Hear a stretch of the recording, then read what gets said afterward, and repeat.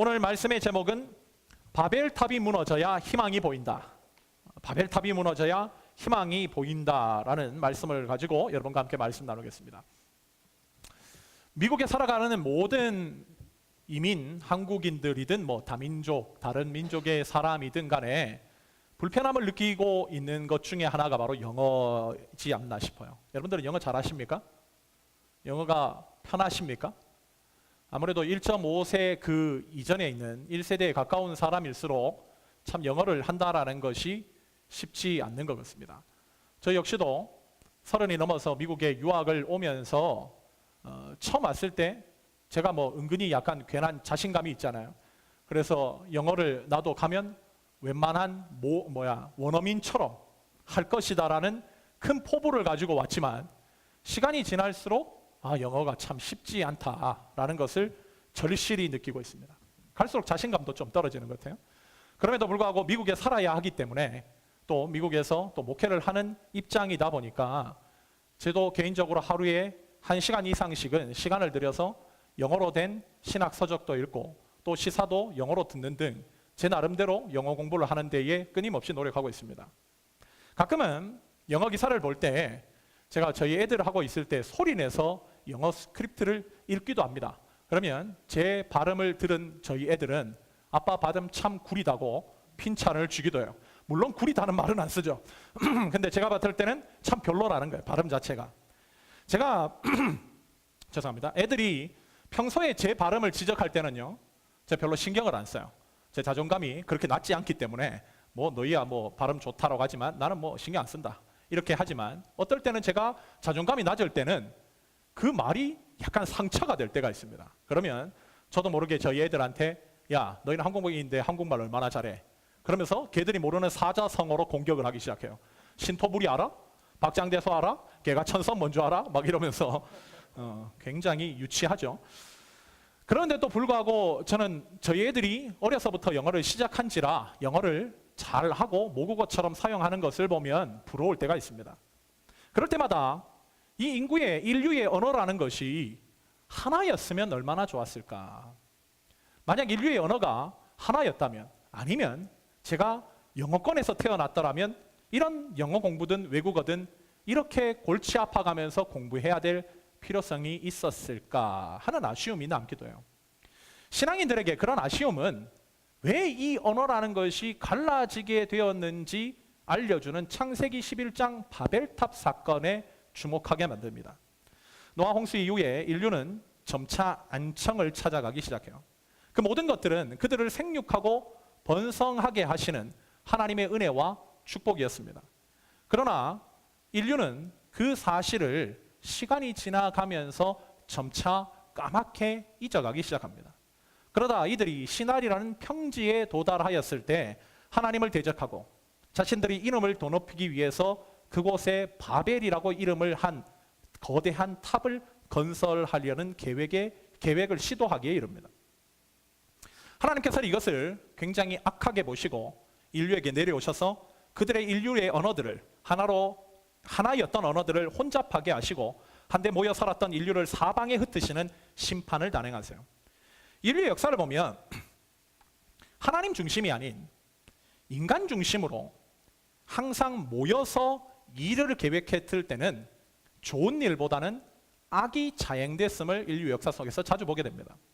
히틀러 중심으로 모인 독일은 유럽 전체를 전쟁의 포화 속으로 몰아넣고 무고한 유대인들을 600만 이상 학살하는 일을 자행하였고, 일본 천황의를 중심으로 모였던 일본은 동남아와 동북아 전체를 전쟁의 소용 속에 몰아넣고 아무 죄 없는 여자들을 위안부로 끌고 가는 악을 자행하였으며, 교황 중심으로 모였던 로마 가톨릭 교회는 성경의 진리를 뒤틀어버리고 교회를 타락하게 하는 일에 일조하게 됩니다. 즉 인간이 하나님 중심이 아닌 인간 중심으로 모였을 때 언제나 인류는 하나님께서 원하시는 선을 행하는 것이 아닌 악을 행할 때가 너무나도 많았다는 거예요. 그러기에 우리도 새로운 교회를 개척을 맡게 되는 이 첫 해에 하나님께서 오늘 이 시간을 통해서 이 본문의 말씀을 주셨다는 것은 우리에게 하나님께서 분명하게 하시고자 하는 귀중한 뜻이 있음을 진지하게 받아들일 필요가 있습니다. 교회는 언제나 인간 중심이 아닌 하나님 중심으로 모이고 하나님 중심으로 섬기는 집단이어야만 합니다. 교회 역시도 사람이 모이는 곳이기에 언제나 사람의 논리가 하나님의 논리를 대변할 때가 너무나 많이 있어요. 정말 우리가 하나님께서 원하시는 기뻐하시는 그런 새로운 교회를 세우기 위해서 이 자리에 왔다면 우리는 이 사실을 반드시 기억하고 나가야 됩니다. 우리가 모여 있는 곳이 단순한 사람 집단인가? 아니면 우리가 이렇게 함께 모인 것은 하나님 중심의 사고를 우리가 원하는 이런 이 자리에서 하나님께서 원하시는 거룩한 교회를 세우기 위함인가? 즉 우리의 모든 생각, 사고, 행동들은 인본주의적인 사고가 아닌 신본주의적인 사고 속에서 진행되어야 된다라는 거. 이것이 오늘 바벨탑 사건을 통해서 하나님께서 우리에게 보여주시고자 하는 귀한 뜻이 아닌가 싶습니다. 그렇다면 오늘 우리가 이 말씀을 좀 더 구체적으로 살펴보면서 하나님 중심으로 살아가는 삶을 위해서 이 오늘 창세기 11장 바벨탑 사건을 통해서 우리가 기억해야 될 귀한 영적 교훈이 무엇인지 함께 세 가지로 여러분과 함께 나눠보고자 합니다. 첫째로 인류의 바벨탑 범죄는 인류가 하나님으로부터 멀어졌을 때에 발생되었다는 사실입니다. 즉 바벨탑은 어느 한순간 그냥 이루어진 사건이 아니라 인류가 하나님으로부터 멀어졌을 때에 발생된 사건이었다는 거예요. 오늘 본문 2절이 이렇게 증가합니다. 2절 함께 읽겠습니다. 시작. 이에 그들이 동방으로 옮기다가 시날 평지를 만나 거기 거류하며. 이 구절을 보면 동방으로 옮기다가라는 말이 되어 있어서 한국말에 익숙한 우리에게는 이 말은 인류가 서쪽에 살다가 동쪽으로 이동했다라는 의미로 받아들이게 쉽게 만드는 말로 되어 있어요. 그러나 히브리어의 뜻을 보면 의미는 전혀 다릅니다. 특별히 동방으로 옮기다가에 사용된 히브리어는 미케뎀인데 미케뎀은 한 단어가 아니라 두 단어가 결합된 합성어입니다. 즉 케뎀이라고 하는 동방에라는 의미와 민, 즉 뭐뭐로부터라는 민이 합쳐져 만든 것이 바로 미케뎀이라는 뜻이에요. 이 말은 정확하게 해석하면 동편으로부터라는 뜻입니다. 동편으로부터. 그러면 성경이 말씀하는 동편은 정확하게 어디를 얘기하는 것인가? 창세기 11장 바벨탑 사건이 있기 전까지 창세기 1장부터 10장의 내용을 살펴보면 이 케뎀이라는 단어가 총 5번 등장함을 알 수 있어요. 이 케뎀이라는 단어가 총 5번 등장하면서 어떤 의미로 사용됐는가? 모두 다 하나같이 에덴 동산을 가리키는 뜻으로 사용됐습니다. 즉 동방으로부터 옮겼다가라는 말씀의 뜻은 인류가 하나님이 거하시는 하나님이 왕으로 자정해 계시는 에덴 동산으로부터 자꾸 멀어졌을 때라는 의미라는 거예요. 또한 이 케뎀이라는 단어는 공간적인 의미로는 에덴 동산을 지칭하지만 시간적인 의미로는 태고적이라는 뜻을 가지고 있어요. 즉 이 의미 역시도 의역하자면 인류가 하나님이 자신을 창조하셨다라는 사실을 망각하고 있을 때에, 즉 태초에 하나님이 천지를 창조하시고 인간을 창조하셨다라는 그 사실로부터 자꾸 시간적으로 멀어지고 있었을 때에 인류는 바벨탑 건축이라는 하나님 앞에 무모하고 무고한 그런 엄청난 죄악을 저지르고 말았다라는 것을 우리에게 알려주고 있는 것이죠. 그렇게 본다면 하나님을 대적하고 하나님보다 자신을 더 높이고자 하는 인간의 범죄욕은 언제나 자신이 하나님의 피조물이라는 사실을 망각한 것과 동시에 자신의 중심을 하나님으로부터 자꾸 멀리 떨어뜨려 놓을 때 발생되는 죄라는 것을 알게 됩니다. 우리 신앙인들에게 언제나 문제가 되는 것은요, 시간입니다. 더 정확하게 얘기하면 세월이라고도 할 수 있을 것 같아요.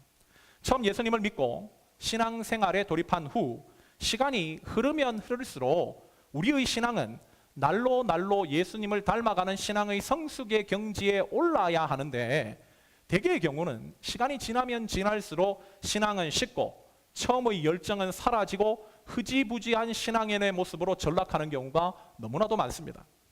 그럼에도 어떤 사람은 이들과 달리 처음의 신앙은 어린아이와 같았지만 세월이 흐름 속에 주님과의 관계가 더욱더 깊어져서 하나님이 원하시는 장성한 믿음의 분량에 오르는 사람도 있어요. 그렇다면 이 차이가 왜 생기는 것일까? 누군가에게는 시간의 흐름이 본인에게 유익이 되는 쪽으로 흐른다면 본인에게 어떤 사람들은 왜 시간의 흐름이 유익이 되지 않는 쪽으로 흐르는 것일까? 저는 이 답을 묵상하는 가운데 찾은 답이 바로 오늘이라는 시간의 자세와 태도에 있다라고 생각하게 됐습니다.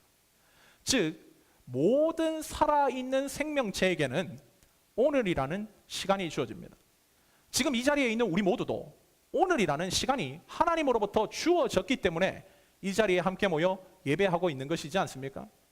이렇게 우리 모두에게 주어져 있는 오늘이라는 시간을 내가 어떻게 무엇을 위해 사용하고 쓰느냐에 따라서 세월이 흘렀을 때에 각자의 결과물이 달라질 수밖에 없다는 것이죠.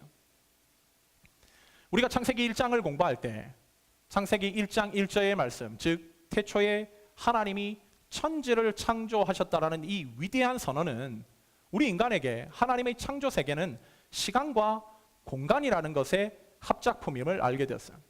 즉 모든 살아있는 피조 세계는 시간과 공간이라는 틀 속에 제한적으로 묶여 살아갑니다.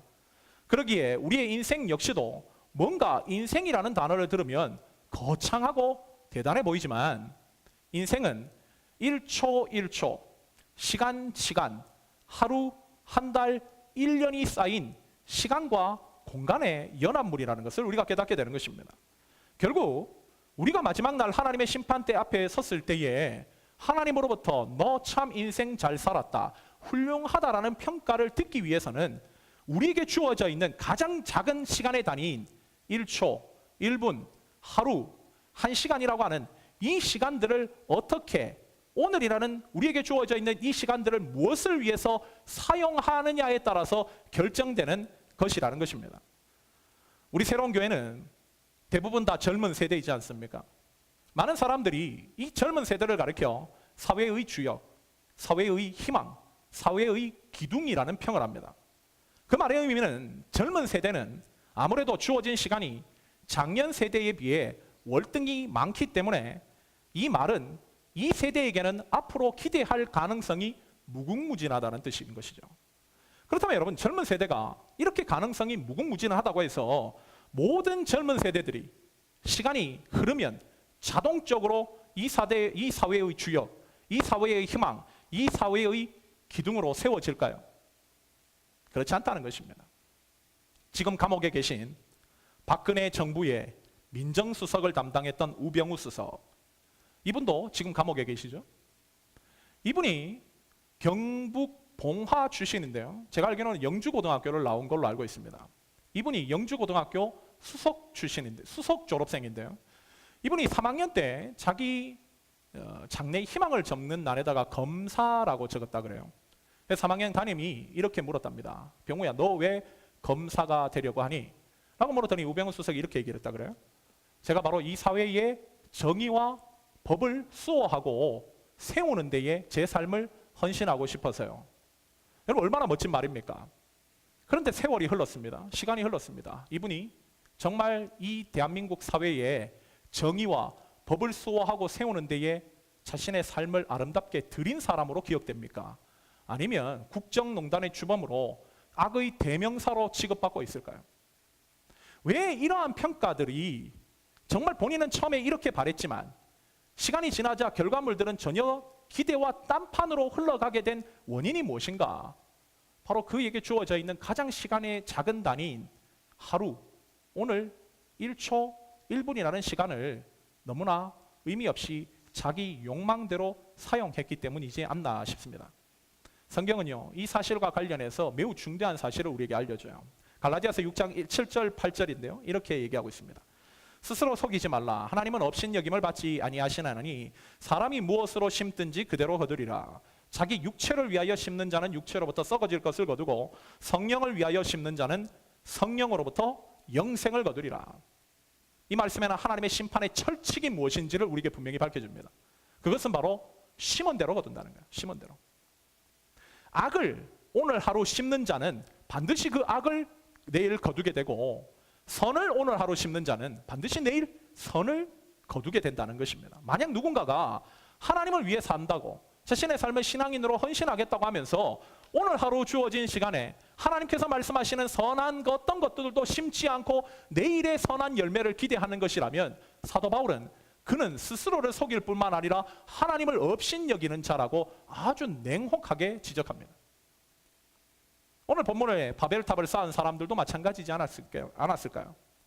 그들도 처음에는 하나님을 잘 섬겼던 노아의 후손들입니다.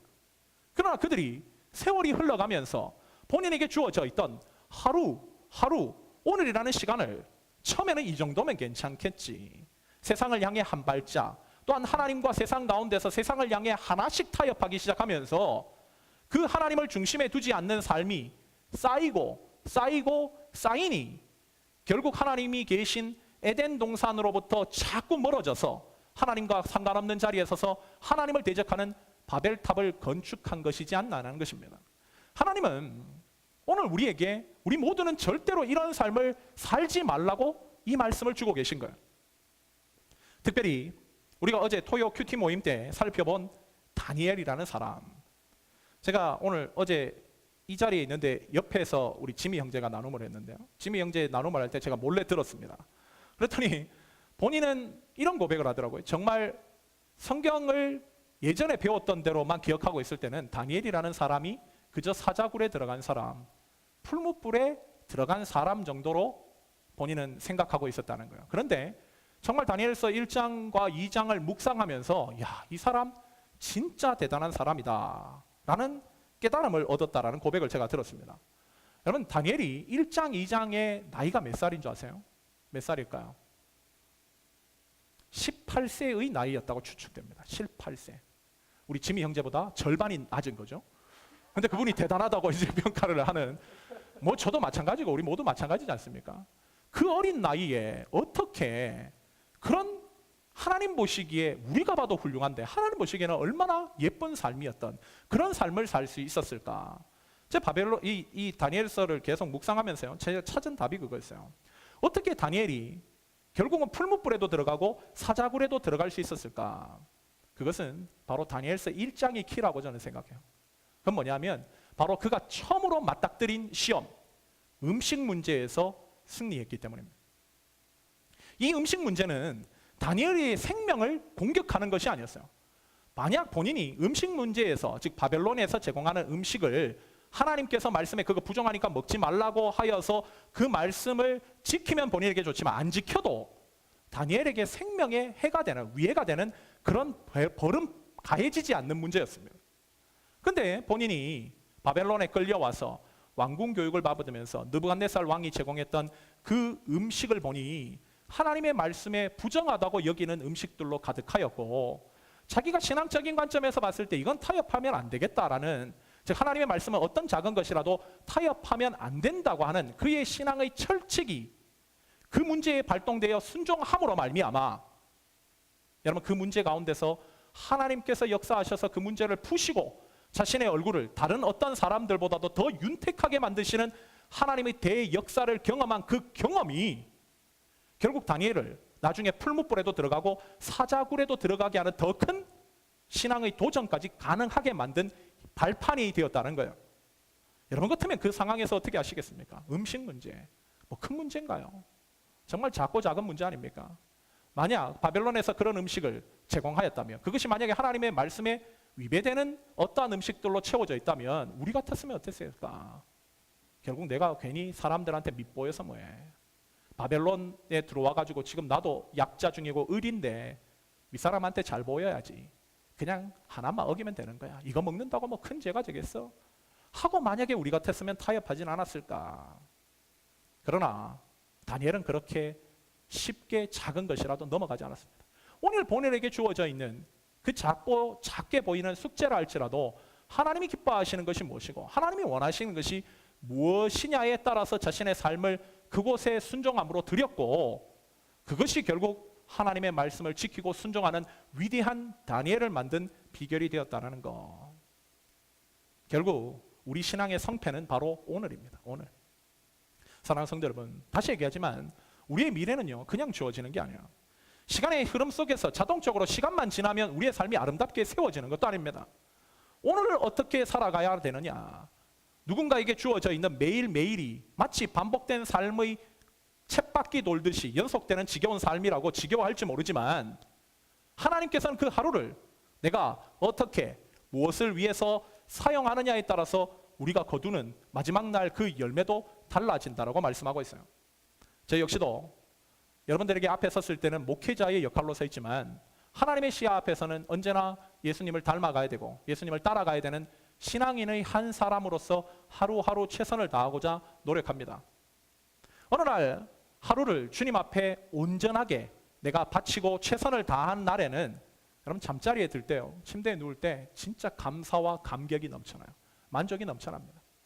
그런데 반면 다른 날에는 내가 내 육신 원하는 대로 살고 내 몸뚱아리 편한 대로 하루의 시간을 내버린 날에는요, 잠자리에 드는 것이 굉장히 불편해요. 근데 저는 이 두 기분을 계속적으로 킵하려고 굉장히 노력합니다. 그 이유는 오늘 내가 주어져 있는 하루를 내 스스로 판단하고 평가하는 훈련이 되어 있지 않고는 마지막 날 주님의 심판대 앞에 그 엄연하신, 그 고귀하신 하나님의 심판의 기준에 내 삶을 맞추기란 불가능하다라고 여겨지기 때문에, 즉 저는 하루하루를 살아갈 때 매일매일을 하나님의 심판의 기준으로 저를 평가하고자 하는 일에 최선을 다하고자 노력합니다. 그럴 때에 내 하루하루, 오늘은 내가 정말 주님 앞에 영광 돌리는데 최선을 다했어. 그때는 하나님께서 칭찬해 주시는 그 칭찬에 감격하며 잠자리에 들고, 만약 내가 오늘 하루 최선을 다하지 못했더라면 잠자리에 들면서 회개하고 다음 날에는 하나님 앞에 더 순종하는 삶으로 내 하루를 드리리라. 그 이유는 다른 어떤 것도 아닌 바로 하나님께서 칭찬하시는 삶이 펼쳐지는 것은 각자에게 주어져 있는 오늘을 어떻게 사용하느냐에 따라 결정되기 때문입니다. 여러분 절대로 잊지 마십시오. 우리의 미래는 결코 그냥 주어지는 것이 아닙니다. 우리가 다니엘처럼 정말 복된 역사의 도구로 여러분 삶을 하나님 앞에 올려드리고 싶다면 오늘부터 주어져 있는 1초 1초 하루라는 시간을 소중하게 생각하면서 살아가야 된다는 것입니다. 하나님이 순종하라는 것이 있다면 바로 오늘 이 순간부터 순종하기 위해서 최선을 다하고 그렇게 실천하며 나갈 때에 하나님께서는 우리에게 놀라운 능력의 손과 팔이 되어 주셔서 그 하나하나 가운데 역사하시는 그 놀라운 일들을 우리가 보게 될 것이고, 그로 말미암아 하나님의 영광의 도구로 귀하게 세워진다는 것, 이것이 바로 오늘 본문이 우리에게 주고 있는 첫 번째 메시지입니다. 둘째로 우리가 오늘 본문을 통해서 깨닫게 되는 것은, 우리가 쌓아야 할 것은, 인생 전체를 통해서 하나님 앞에 드려야 될 것은 바벨탑이 아닌 기도의 탑이라는 사실도 깨닫게 돼요. 오늘 보면 창세기 11장은 바벨탑 사건으로 인간의 언어가 분열된 사건을 다루고 있습니다. 그 언어의 분열이 창세기 11장 이후로 모든 각 민족의 언어가 분열되는 일이 일어났지만 신약에 이르러서 이 언어가 일시적으로 통합되는 일이 일어납니다. 그것은 바로 사도행전 2장의 오순절 성령 사건 때입니다. 사도행전 2장을 보면 예수님의 당부를 들은 제자들은 함께 모여 다른 사람들과 함께 마가 다락방에 올라가 기도에 전념합니다. 오늘 본문식으로 설명하자면 그들은 기도의 탑을 쌓은 거예요. 그랬더니 이들이 오순절이 이르렀을 때에 성령이 불의 혀같이 그들에게 임하는 역사가 일어났고, 그들은 한순간 하나님의 영광을 그 자리에 모여있는, 즉 유대인들이 6월절에 그 일이 일어났는데요, 그 모여있는, 즉 각 나라 16개국에서 모여있던 사람들의 말로 하나님의 영광을 찬양하는 대기적이 일어나요. 이들이 말하는 것을 들은 16국에서 온 외국인들은 충격에 빠져, 어떻게 이들은 갈릴리 무식한 어부들인데 지금 우리나라의 말을 하고 있느냐며 충격에 빠지게 됩니다. 즉 그들이 기도의 탑을 쌓았더니 성령님이 역사하셔서 창세기 11장에 분열되어 있던 언어가 통합되는 기적을 보여주신 거예요. 이 일시적인 기적은 마지막 날 예수님이 재림하실 때에 모든 언어가 통합됨으로써 완성될 것입니다. 우리가 여기서 우리가 일평생 쌓아야 될 탑이 무엇인지를 발견하게 되는 거예요. 그것은 내 자신의 명예와 내 자신의 욕망을 위한 탑이 아닌 기도의 탑이어야 된다는 것입니다. 지금도 적지 않은 사람들이요, 기도의 탑은 쌓지 않고 자신만의 탑을 쌓기 위해 자신의 하루하루를 소진하며 살아갑니다. 오늘 본문 속에 등장하는 사람들도 마찬가지였어요. 오늘 본문 속의 사람들, 그들이 바벨탑을 쌓은 이유가 무엇인가? 그것이 바로 하나, 명예욕 때문이었다는 것을 알겠네요. 오늘 보면 4절이 이렇게 기록됩니다. 탑을 건설하여 그 탑 꼭대기를 하늘에 닿게 하여 우리 이름을 내자라고 표현하는데, 이 구절을 가지고 유대인의 유명한 철학자인 필로는 이 당시 사람들은 벽돌이라는 것을 굽는 것을 개발하고 그 벽돌 하나하나마다 그 자리에 모여있는 사람들의 이름을 써넣었다는 거예요. 그리고 바벨탑을 쌓아 올렸다라고 해석합니다. 가끔 교회 가면 그런 것이 있지 않나요? 미국 교회 가면 빨간 어떻게 보면 옛날 교회 건물들, 빨간 벽돌로 지어진 건물들을 보면 이렇게 내부로 들어가면 그 벽돌 하나하나마다 그 교회의 건축에 건축 헌금을 한 사람들의 이름이 다 기록되어 있습니다. 또 심지어 어느 도서관을 가봐도 도서관 건물 벽이나 아니면 바닥에 그 도서관을 짓는데 큰 기부금을 낸 사람들의 이름을 적어주고, 즉 사람들이 참 자기 이름을 내는 거를 좋아하는 거는 이 바벨탑 사건 이후로부터 인류가 가지고 있는 그 명예욕과 굉장히 긴밀한 관계를 갖지 않나 싶어요. 이거는 여러분 종교를 뛰어넘습니다. 한국의 절에 가면 절 입구에서 그 기와장에다가 이름 적는 거 있잖아요. 그래가지고 절 그 사찰 위에다가 올려놓고 복을 받겠다고 기복적인 마음으로 그렇게 자기 이름을 적기도 하고, 또 심지어 관광지를 가도요, 한국 사람 이름은 어느 나라 어느 곳이든 있는 거 다 아시죠? 제가 한 2008년인가요? 중국 베이징에 만리장성 갔더니 만리장성 벽에도 한국 사람 이름이 적혀 있더라고요. 그뿐만 아니라 미국 가가지고 그랜드 캐년 갔더니 그랜드 캐년 나무에도 한국 사람 이름이 적혀 있습니다. 제가 가르쳤던 제자 중에 하나가 스위스 그 알프스에 올라갔는데, 그 알프스 올라갔더니 거기에도 누구야 누구 사랑해 이렇게 해가지고 한국 연인들이 적어놓은 이름이 있다 그래요. 여러분, 이렇게 이름을 내기 좋아하는 거, 이름 자기 거 쓰기 좋아하는 거, 여러분 이게 참 인류가 가지고 있는 이 어떤 욕심이지 않나라고 싶습니다. 그렇다면 똑같은 죄된 심리를 가지고 있었던 오늘 본문에 등장하는 바벨탑에다가 이름을 새긴 사람들, 지금 여기 계신 분들 중에 바벨탑에 이름을 새긴 이 사람들의 이름 단 한 사람이라도 기억하는 분 계십니까? 즉 이렇게 모여서 바벨탑이라는 거대한 탑을 쌓아 올리기 위해서 벽돌에다가 자기 이름을 적어 놓는 사람들, 그 사람들 중 단 한 사람이라도 이름을 기억하고 계신 분이 계십니까? 아무도 없습니다. 왜? 하나님께서는 자기 이름을 드러내고자 명예욕과 관련되어 자신의 삶을 소진하는 자들이 세운 탑을 하나도 남김없이 다 허물어뜨리시기 때문에. 성경을 보면 자신의 이름이 인류 역사가 흘러가는데도 영원한 하나님 나라의 생명책에 기록되어 있는 이름들이 있습니다. 훌륭한 이름들이 있어요. 그 사람들은 누군가? 오직 하나님의 영광을 위해서 자신의 이름을 철저하게 지운 사람들이에요. 노아가 그랬고, 아브라함이 그랬고, 다윗이 그랬고, 사도 바울이 그러지 않았습니까? 사도 바울은 하나님의 영광을 위해서 본인의 부모가 자신에게 준 큰 자가 되라고 하는 사울이라는 이름까지 버린 사람이에요. 오직 하나님의 영광을 위해서 작은 자로 살아가겠다고 바울이라는 이름을 선택하여 살아간 사람, 여러분 그 사람이 2000년이 지난 지금에까지 하나님의 영원한 말씀인 성경의 생명책에 기록된 이름으로 추앙받는 이유가 바로 이것이지 않냐는 거예요. 그러기에 우리가 평생 해야 될 숙제 중 하나는 우리의 이름을 하나님의 영광을 위해서 지우는 훈련을 하는 것입니다. 하나님의 영광을 위해서 내 이름은 지우고 오히려 내가 쌓아 올리고자 하는 것은 명예가 아닌 기도의 탑을 쌓아 올리기에 최선을 다하는 삶을 살아야 된다는 거예요. 이번 주 성경 공부의 주제도요, 기도였는데 여러분 한 주 동안 얼마나 기도하셨습니까? 즉 우리가 수요일날 성경 공부를 하고 목, 금, 토라는 시간이 흘러오면서 얼마나 기도의 탑을 3일 동안 쌓아 올리시는데 최선을 다하셨나요? 여러분 기도는 하지 않고 승리의 삶만 구하지는 않았습니까? 기도하지는 않고 내 신앙이 좀 뜨거워졌으면 좋겠다라고 요행을 구하지는 않았습니까? 본인은 기도하지 않고 남들에게 기도해 달라고만 요구하진 않았습니까? 이래서는 안 된다는 거예요. 우리가 기도의 탑을 쌓아 올리기 원하시는 것, 이것이 바로 하나님께서 우리 모두에게 바라고 희망하시는 바입니다. 제가 보니까요, 성공적인 결혼 생활도 기도더라고요. 성공적인 결혼 생활. 제 청년 생활을 하면서 느꼈던 것 중에 하나가 그렇습니다. 희한하게도, 여러분 제가 오해하지 마십시오. 백은 아닙니다. 제가 경험한 바 그래요.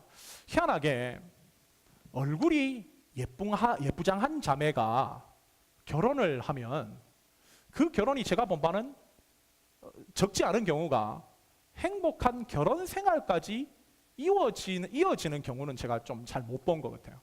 오해하지 마십시오. 예를 들어서 얼굴이 예쁜 자매, 왜 그 자매는 결혼을 해도 결혼 생활이 행복으로까지 이어지지 못할까? 제가 들여다보니까요, 제가 찾은 답은 제 사견입니다. 제가 찾은 답은 얼굴이 예쁜 자매들은요, 가만히 있어도 형제들이 와요. 형제들이 옵니다. 가만히 앉아 있어도 와요. 늑대들도 오고 파리들도 오고. 그래서 모이는 거예요.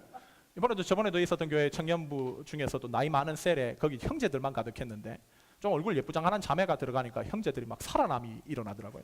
이 성령님이 오셔야 살아나는데 예쁜 자매가 오니까 막 살아나요. 이 예쁜 자매들은요, 가만히 앉아 있어도 형제들이 오니까 결혼에 대한 두려움과 걱정이 상대적으로 덜해요. 그러다가 그냥 괜찮은 남자가 자기 앞에 나타나면, 결혼이라고 하는 것은 뭐 여기 어르신들도 계시지만 이성적인 영역보다는 감성적인 영역이 더 크지 않습니까? 그러다 보니 충분히 기도하지 않고 본인의 감정에 끌리는 대로 결혼을 하는 경우가 많더라는 거예요. 그러다 보니 결혼 생활이 생각보다 그렇게 행복하게 이어지는 경우를 제가 잘 못 봤습니다. 반면 얼굴이, 죄송합니다, 하나님의 은혜를 철저하게 구해야 되는 자매들, 그 자매들은요, 결혼에 대한 두려움이 있어요. 그래서 기도의 자리에 나오는 분들 대부분입니다. 제 대부분이라니까 굉장히 좀 위험한 발언인데, 많은 자매들이 기도 결혼을 두고 많은 기도를 해요. 상대적으로.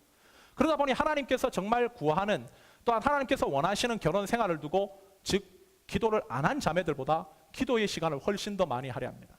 그럴 때에 정말 본인에게 좋은 형제가 나타나고 그 감정이 서로 연결되게끔 하나님께서 역사하셔서 결혼 생활을 시작하게 되고, 그 기도로 충분히 준비한 결혼이기에 상대적으로 결혼이 행복하게 진행되는 경우가 제가 사역할 때 만난 청년들 중에서는 대부분이 그랬습니다.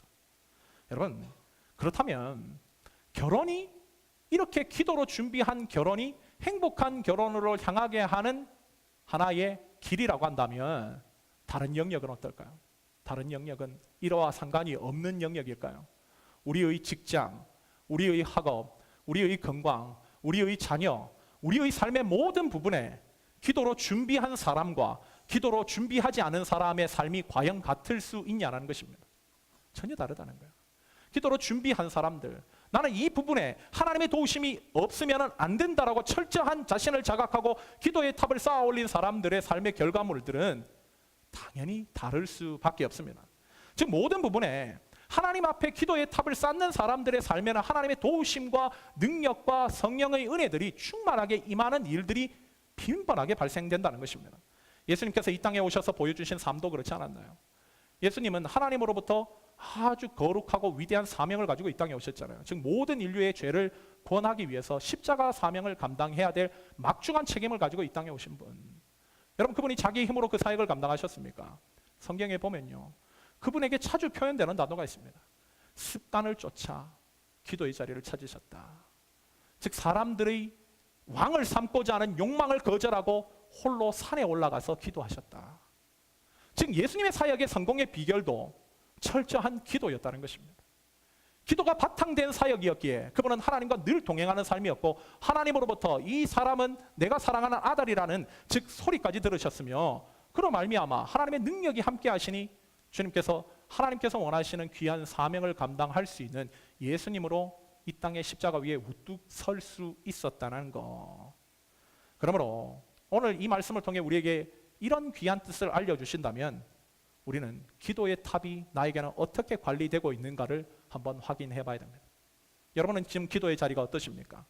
싸늘하게 식어 있는 기도의 자리십니까? 아니면 내 무릎과 내가 하나님을 향해서 열정적으로 다가가는 그 뜨거움 때문에 항상 따뜻하게 열정적으로 데펴져 있습니까? 기도가 죽은 신앙인들은 절대로 하나님 앞에 바르게 살지 못합니다. 내 힘으로 하나님께서 원하시는 거룩한 의를 이루는 것도 기도 없이는 불가능합니다. 내 힘으로 내 삶을 하나님 앞에 온전하게 올려드리겠다고 노력하는 만큼 여러분, 우리에게 다가오는 것은 절망감뿐이잖아요. 내 힘으로 무슨 하나님의 뜻을 이룰 수 있습니까? 우리는 절망적인 존재인데, 그리스도인들이 정말 하나님께서 원하시는 거룩한 삶을 살려면 기도가 절실하다는 것입니다. 오늘 새로운 교회 모든 성도님들은 오늘 주어져 있는 우리의 시간을 다른 어떤 것들을 쌓아 올리는 허망한 시간으로 내버리는 것이 아니라 기도의 탑을 쌓아 올리는데 최선을 다하셔서 하나님의 도우심과 능력을 매일매일 충만하게 경험하시는 복된 삶이 되시기를 예수님의 이름으로 간절히 축원합니다. 마지막으로 오늘 본문을 통해서 우리는 우리가 세우고자 하는 바벨탑 계획이 무너지는 것이 은혜라는 사실을 또 깨닫게 돼요. 바벨탑 세우려고 하는 계획이 무너지는 것이 은혜입니다. 오늘 본문 8절이 이렇게 증거되고 있습니다. 우리 함께 읽겠습니다. 본문 8절입니다. 시작. 여호와께서 거기서 그들을 온 지면에 흩으셨으므로 그들이 그 도시를 건설하기를 그쳤더라. 우리말에요, 공든탑이 무너지랴라는 말이 있습니다. 즉 우리가 최선을 다하고 정성을 다하고 힘을 다하여 어떤 일을 하면 그 일은 성취된다는 의미인 거죠. 그래서 오늘 누군가가 본인의 비전과 목표를 향해서 함께 부지런히 달리고 잠도 잘 자고 덜 자고 수고하고 애쓰는 이유, 그것은 바로 각자에게 주어져 있는 그 목표를 향한 공든탑을 세우는 것이지 않나 싶습니다. 이것이 무조건 나쁜 것인가? 그렇지 않다고 생각해요. 우리 그리스도인들도 본인에게 하나님께서 주신 목표와 비전을 향해서 최선을 다해 살아가야 할 의무가 있고 그렇게 살아야만 합니다. 그렇다면 이렇게 수고하고 애쓰고 노력한 즉 우리의 공든탑이 무조건 성공하는가? 무조건 성공하는가? 우리가 쌓은 공든탑이 절대로 무너지지 않을까? 여러분 어떠십니까? 그렇지 않음을 우리는 너무나 자주 경험합니다. 우리는 자주 우리가 노력하고 수고하고 애쓴 것이 무너지는 것을 경험해요. 그럴 때마다 우리 신앙인들은 그것을 어떻게 받아들여야 되는가 늘 고민합니다. 많은 사람들이 이 사실을 받아들이지 못해 인생이 침몰할 것과 같은 위기를 겪기도 해요. 공들었던 노력이 무너질수록 하나님보다 그 실패가 더 크게 보이기에 신앙인이라 할지라도 영적 침체를 경험합니다. 오히려 그것을 통해서 하나님께서 바라시는 것이 무엇인지를 듣고 바르게 알려고 해야 되는데 그 상황이 조금만 더 지나가면 언제 그랬냐는 듯이 다시 자신이 원하는 탑을 쌓아 올리기에 바쁘고 또 무너지면 하나님을 원망하는 악순환이 계속 다람쥐 쳇바퀴 돌듯이 반복되는 거. 여러분 그렇다면 그 실패를 통해서 하나님께서 말씀하고자 하는 하나님의 음성을 듣지 못해 그 실패를 신앙을 한 단계 업그레이드 시키는 발판으로 사용하지 못하는 어리석음이지 않습니까? 성경을 보면 우리가 아는 신앙인들 대부분은요, 그들 자신의 인생에서 실패와 좌절을 자주 맛봤던 사람들입니다. 우리는 대충 신앙의 인물이라고 하면 맥날 승승장구한 삶을 살았던 삶만 주목하려고 하는데 그 승승장구했던 삶을 살았던 것 같은 사람들 역시도 자주 실패와 좌절 속에 침몰할 것 같은 위기를 자주 겪었던 사람들입니다. 그 대표적인 예가 바로 오늘 이 부분 전에 배웠던 노아의 삶이지 않나 싶어요. 특별히 창세기에서 노아가 처음 등장하는 구절인 창세기 5장 32절을 보면 그 구절이 이렇게 시작합니다. 노아는 500세 된 후에 셈과 함과 야벳을 낳았더라. 특별히 창세기 5장에는 인류의 족보를 알려주고 있는데 특별히 그 족보 속에서 보면요, 모든 사람들이 자식을 낳았을 때의 나이가 대개는 빠르면 60세, 늦어도 150세예요. 이 당시는 가장 자신에게 큰 재산이 자식일 때이지 않나요?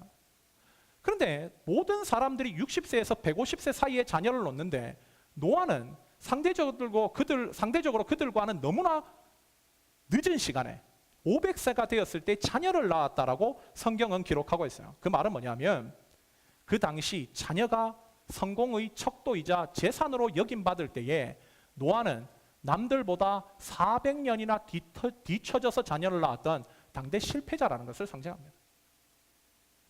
즉 노력을 하고 수고를 하고 아무리 와이프가 좋은 거를 먹고 아이를 가지려고 해도 원하는 자식을 얻을 수 없었던 당대 실패자, 당대 좌절자, 그가 바로 우리가 아는 노아입니다. 그런데 노아만 이런 사람이었는가? 성경을 보면 그렇지 않았어요. 모세, 이집트에서 40년 동안 자신의 공든탑을 한꺼번에 잃어버려 실패하여 40년 동안 광야 도망자로 실패의 인생을 살았던 사람 아닌가요? 다윗 역시도 골리앗을 죽였을 때는 사울이 죽인 자는 천천히요, 다윗이 죽인 자는 만만이라고 사람들로부터 그렇게 칭송을 받던 성공자의 위치에 서 있었지만 곧바로 사울의 핍박으로 인해서 10여 년을 유대 광야의 실패자로 살았던 사람입니다. 그런데도 하나님께서는 그런 실패를 경험한 자들을 당신의 도구로 불러서 사용하셨다는 거예요. 그 얘기가 무엇을 의미합니까? 바로 하나님께서는 당신의 도구로 사용하시기 위해서 공든탑도 무너지는 것 같은 실패를 한 인생에게 허락하실 수 있다는 거예요. 왜 그럴까? 인생이 본인 뜻대로 안 된다는 사실을 확인한 사람만 자신의 위치를 알고 자신의 한계를 알기 때문에, 그래서 그런 사람일수록 자신의 실패한 그 삶의 한계와 실패의 자리의 횟수만큼 자신의 온 중심을 하나님께 드릴 수 있게 되는 것입니다. 그래서 하나님께서는 그런 사람들만 쓰시는 거예요. 성경 어디들 보십시오. 하나님 앞에서 인생의 실패를 경험하지 않고 자신의 공든탑이 무너지는 것을 경험하지 않고 하나님께서 귀하게 사용하셨던 사람이 있었는지를, 세워진 것처럼 보였지만 실패가 없었기에 금방 무너지는 것 같은 솔로몬과 같은 그런 인생들만 있지 않습니까? 신약에서도 바울, 사울이 된 사울이었던 사람, 예수님을 모르기 전까지는 유대교 내에서 입지적인 인물이었습니다. 즉 예수님을 핍박하는 광포한 자였습니다. 그런 그가 예수님을 믿는 사람들을 잡으려고 다메섹으로 갔을 때에 그는 그 길에서 예수님을 빛으로 만나게 돼요. 빛으로 만나게 돼요. 그 길에서 예수님을 빛으로 만나는 순간 자신이 공들였던 쌓아왔던 모든 탑이 무너지는 것을 경험합니다. 그 이후 아라비아 광야를 거쳐 자신의 바로 고향인 다소에 가서 13년을 칩거 생활을 합니다. 13년을. 사도행전을 보면 그냥 이어진 것처럼 보이지만 그렇지 않아요. 13년 동안 실패자로 살았다는 거예요. 한번 고향에서의 삶을 한번 생각해 보십시오. 자기 아버지가 유대교에서 성공하는 인생이 되라고 큰 자라고 사울까지 이름 붙여주고, 가말리엘 문화, 어떻게 보면 유대교 내에서 서울대와 같은, 미국으로 치면 하버드, 예일과 같은 그런 곳에 보내서 공부까지 시켜서 젊은 나이에 성공의 가도를 달라서 고향 사람들에게는 부모가 어땠을까요? 내 아들 저렇게 훌륭한 사람이 됐어. 자랑스러운 아들, 빛과 같은 아들이었겠죠. 그런데 그가 어느 날 정말로 아무것도 없는 빈털터리가 되어서 자신의 고향으로 돌아왔을 때에 13년 동안 고향 사람들로부터 받았던 그 눈초리가 어땠을지 한번 생각해 보십시오. 저는 성공한다고 갔더니 실패자가 돼서 돌아왔네. 저렇게 아무것도 안 하고 집에 칩거하고 있네. 완전 시대의 실패자로 여김을 받지 않았을까요? 그런데 하나님께서는요, 그런 그를 그때 불러 사용하셔요. 그리고 이 시대를 바꾸고 유럽 전체를 복음화하는 하나님의 귀한 도구로 그때 사용하십니다. 그래서 그는 그 후에 나는 살든지 죽든지 내 몸에서 오직 예수 그리스도만 존귀하게 되는 일에 나의 삶 전체를 드린다라고 고백하는 위대한 예수 그리스도의 사도로 세워지게 된다는 거예요. 오늘 본문에서도 마찬가지 아닙니까? 오늘 바벨탑 건축 계획이 산산조각이 난 후 오늘 본문 11장 10절 이후를 보면 셈의 족보가 등장합니다. 그 족보 끝에는 이 12장부터 이어지게 될 이스라엘의 희망, 민족의 조상, 믿음의 조상이라고 불리는 아브라함이 위치하고 있어요. 이것이 무엇을 의미하는가? 즉 공든탑이 무너지는 실패를 경험한 사람들 중에 셈의 가문에만 있었던 사람들이, 셈의 가문 쪽에 있었던 사람들이 이 실패를 통해 하나님 앞에 자신의 삶을 드려야겠다라는 그 믿음의 흐름이 아브라함까지 연결되게 됐다는 것을 암시적으로 보여주고 있는 거예요. 우리 역시도 마찬가지 아닙니까? 만약 우리가 세상에 부족한 것도 없고 내 노력대로 되지 않은 것도 없고 내 뜻대로 다 공든탑이 세워졌고 내 마음대로 다 원하는 것이 다 이루어졌다면 우리 중 누가 이 자리에 앉아 있을까요? 우리 중 누가 이 자리에 나와서 예배를 드리고 있을까요? 내가 가장 잘났고 부족한 것이 없었다면 하나님 앞에 내 인생을 몸을 걸어야 할 이유가 과연 무엇이 있었을까요? 우리가 이 자리에 앉아서 예배드리고 성경 공부를 하고 기도하는 이유는 우리 역시도 우리의 삶에 자주 공든탑이 무너지는 것을 경험하였기에, 나에게는 너무나 부족한 것이 많기에, 연약하기에, 내 노력으로 되지 않았던 것들 투성이기에 오직 하나님밖에 없다라는 믿음으로 이 자리에 앉아서 예배드리고 있는 것은 아닙니까? 그런 의미에서 우리는 축복에 대한 의미, 정의를 좀 달리 생각할 필요가 있습니다. 내게 부족한 것이 있다. 내 노력으로 되지 않은 것이 많다. 그것이 자식의 문제일 수도 있고 돈의 문제일 수도 있고 건강의 문제일 수도 있고 신분의 문제, 결혼의 문제, 직장, 학업 등 여러 문제들이 있을 수 있지만 내 능력으로 도저히 해결되지 않았던 것들이 많다라는 것 자체가 여러분 아이러니하게도 하나님의 축복입니다. 그 복이 있었기에 우리는 하나님을 더욱더 내 아버지라고 부를 수 있게 되었고 하나님을 더욱더 바라볼 수 있게 되었으며 부족함이 없는 하나님의 은혜가 어떤 것인지를 경험할 수 있는 길이 열렸기 때문에 이 사실을 알았던 다윗은 시편 23편 1편을 통해서 그의 믿음을 이렇게 고백합니다. 여호와는 나의 목자시니 내게 부족함이 없으리로다.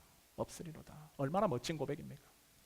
다윗은 자신의 삶의 실패를 통해서 내 인생의 주인은 내가 아니라는 사실을 깨닫게 되었고 자신이 세상적으로 가지고 있었던 인본주의 사고를 다 청소하고 하나님 중심의 삶으로 여호와 하나님만을 자신의 목자로 삼는 삶을 선택하였으므로 결국 본인의 그 선택으로 말미암아 하나님께서 자신에게 부족함이 없도록 채우시는, 그 전까지는 부족함투성이었는데 하나님을 목자로 삼는 그 순간부터 부족함이 없는 은혜로 자신에게 임하시는 하나님의 놀라운 능력의 역사를 경험하였기에 시편 23편이라는 그 위대한 찬송을 통해서 하나님께서 우리에게 부족함을 없이 부어주시는 분이라고 아름답게 고백할 수 있게 되었다는 것입니다.